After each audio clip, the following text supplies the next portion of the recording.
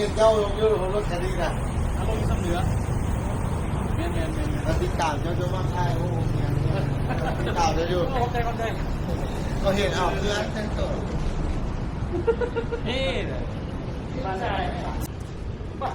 โอ้เฮ้ย น่าจะบอก เด็ดเลย